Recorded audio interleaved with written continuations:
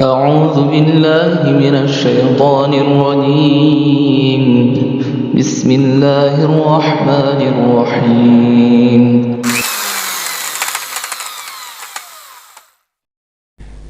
Begitu juga menyangkut sholawat.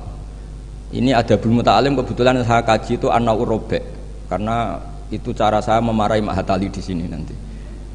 Marahi itu bagus lah, karena kadang-kadang ilmu harus disampaikan dengan marah, tapi tidak emosi. Sayyid Zabidi ketika memaknai sholawat itu luar biasa. Sampean bisa ngecek di Fadhailus Sholawat ala Rasulillah SAW. Itu kalau ngendikan itu wah luar biasa. Nabi itu jadi nabi setelah Isa bin Maryam yang dituhankan. Kita tahu Isa itu solehnya Masya Allah, gak punya istri, gak punya anak, gak punya harta, gak punya apa-apa. Dan kalau dipisai orang ya tidak balas, ditabok kanan dikasih kiri, pokoknya terlalu sempurna sampai dianggap anak Tuhan. Nabi itu jadi nabi itu setelah Nabi Isa. Nabi yang begitu dimuliakan sampai dianggap sebagai anak Tuhan. Sehingga Nabi itu ada traumanya. Saking traumanya Nabi itu kalau dahar itu di depan umum dan duduknya agak kurang priayi. Sehingga kalau ada orang lewat yang belum iman bilang hadar rajul alladzi yas'umu annahu nabiyyun ya'kulu kama ya'kulul abdu, ini tahu orang yang mengira dirinya nabi tapi kalau makan tidak priayi. Seperti makan gaya makannya budak. Tapi Nabi dengan rileks ngendikan wa ayu abdin a'badu minhu, siapa budak yang lebih baik ketimbang keperbudakan saya. Muridan bidzalika abdullah. Beliau merasa itu sebagai hamba Allah. Tapi apa yang terjadi? Itu perlawanan Nabi terhadap status bahwa seorang Nabi itu Tuhan. Nabi melawan terus menerus. Sehingga ulamanya juga ikut mengatakan gitu. Di antara ciri khas Nabi apa? Al-a'rad al-basyariyah. Beliau harus punya sisi sebagai manusia. Karena itu bentuk perlawanan terhadap penuhanan Nabi. Yaitu zaman Nabi siapa?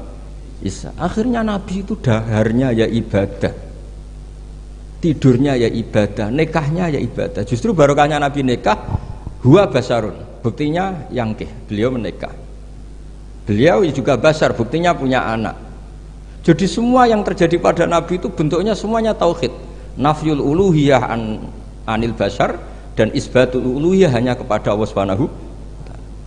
Nah, sehingga kata Sayyid Zabidi, hadhil ummah masunatun wa mar'iyatun, dari kesalahan. Umat ini pasti terjaga, tidak mungkin salah kayak umatnya Nabi Isa. Bibarokati sholat ala Rasulillah sallallahu alaihi wasallam. Cara berpikir gimana? Begini, Allahumma itu Tuhan, ya Allah saya minta sholli, berikan sholawat terbaikmu ala Muhammad. Sehingga Allah tetap posisi pemberi, apapun hebatnya Nabi itu penerima. Sehingga jelas aturan mainnya, engkau pemberi, Rasulullah apapun hebatnya penerima. Dan ketika kita bilang Allahumma sholli afdhalus sholat, sholawat terbaik engkau kasihkan sama hamba terbaik engkau. Sehingga jelas ini Tuhan, ini hamba terbaik. Dengan sholawat maka umat ini tidak akan menuhankan kanjeng Nabi Muhammad SAW apapun sempurnanya Nabi. Nah ini sekarang banyak orang sholawat tuh pakai target 1000 khasiatnya gini, 100 begini. Oh itu juga kriminal menurut saya.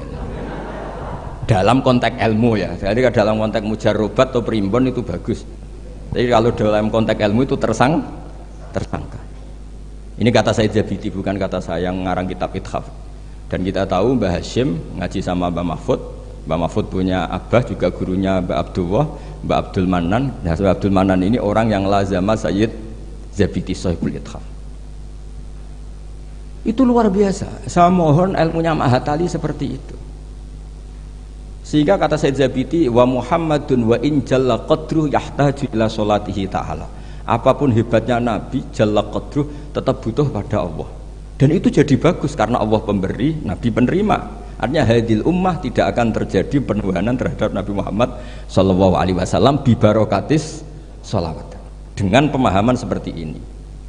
Sehingga Sayyid Muhammad kalau muji Nabi, semua ulama kalau muji Nabi pasti tidak meninggalkan kata yang ada di Burdah, da'mat da'athun nasara fi nabihim. Wis muji Nabi sak karep-karepmu, tapi dak ninggalo sira ma ing perkara idda'athun nasara fi nabihim. Hindari pengkultusan yang berlebihan kayak yang dilakukan orang Nas. Tapi setelah itu da'mat da'athun nasara fi nabihim wahkum bima syi'ta madhan fihi wahtakimi. Setelah kamu enggak terjebak paham Nasrani, silahkan muji Nabi setinggi-tingginya. fansub ila dzatihi masyi'ta min sarafin wansub ila qadrihi masyi'ta min idhami fa inna fadla rasulillahi laisa lahu khaddun fayuriba anhu natikun bifami dan seterusnya. Jadi ini Ma'hatali, bukan mubtadiin, bukan anak-anak TK. Jadi saya dulu dikasih Gus Fahmi itu siapa, pokoknya kitab ini pernah tak pelajari.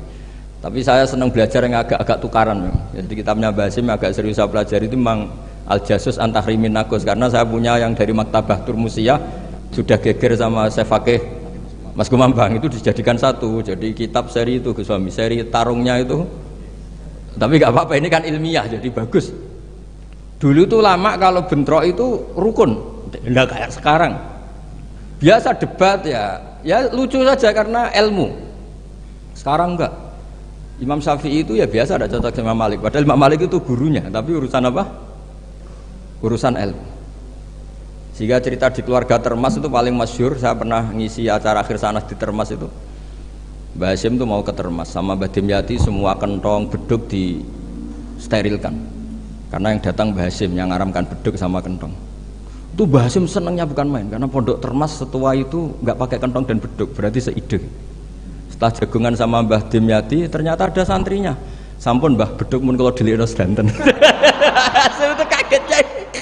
Oh ternyata akal-akalan itu.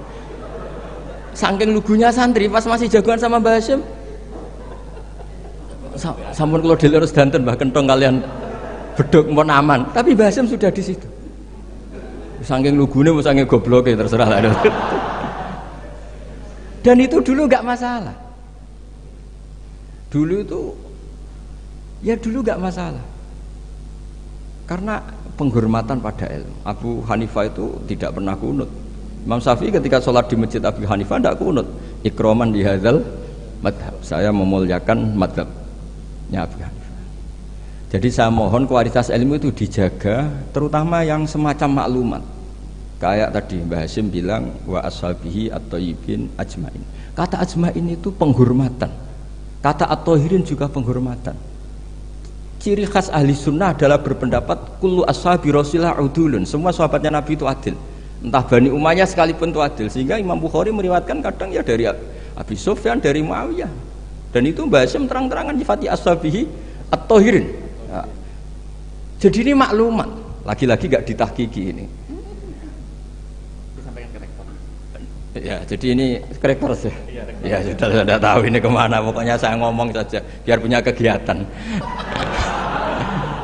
Loh, karena ini majelis ilmu, sehingga saya agak kasar lah, karena ini majelis ilmu.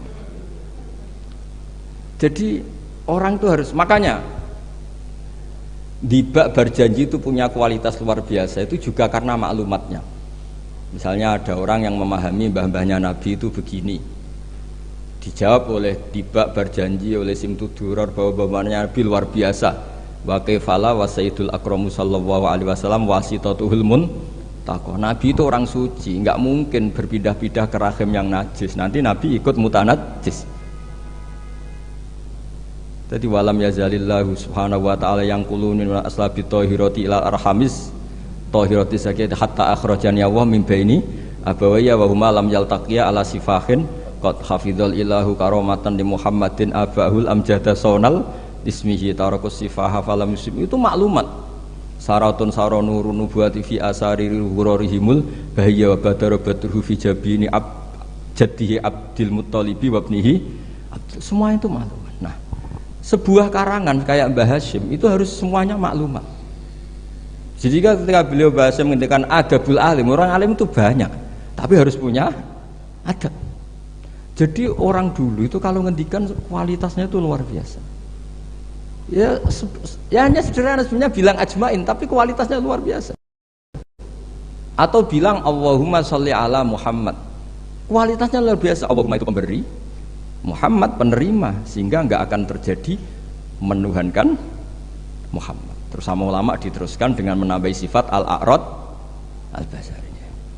Jadi dugaan saya dan saya berkeyakinan Nabi Muhammad ketika dahar di depan umum dengan Nabi Isa yang sedang sholat itu afdol Nabi Muhammad sedang dahar, karena dengan dahar itu ada nafsir rububiyah. Beliau memaklumatkan diri bahwa saya tidak Tuhan. Nah, ini di sini kenapa Allah muji Nabi Muhammad kadang dengan pujian yang sederhana. Wa ma arsalna qablaka minal mursalina illa innahum la ya'kuluna at-ta'ama wa yamshuna fil aswaq. Karena akluhum at-ta'am adalah maklumat bahwa beliau-beliau tidak Tuhan. Karena sampean sing mangan kan mergo lesu. Gak jelas untuk apa, atau mumpung gratis. Gak ada ibadahnya sama sekali gitu. Gak ada ibadahnya sama sekali. Tapi kalau seorang nabi dahar di depan umum itu maklumat. Makanya mal masih ibnu Maryam illa rasul qad khalas min qablihir rusul wa ummuhu siddiqah kana yakulani tu'am. Loh, orang sebesar nabi loh hanya diberi status ini doyan makan. Loh, itu kalau ada orang alim, misalnya ada orang alim alama, Dr. Musta'in itu suka makan, itu kan tidak madeh. Tapi kalau seorang nabi itu madeh karena dengan makan itu sama dengan nafyur rububiyah.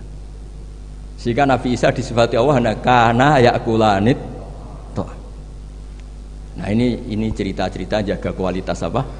Ilmu, matali.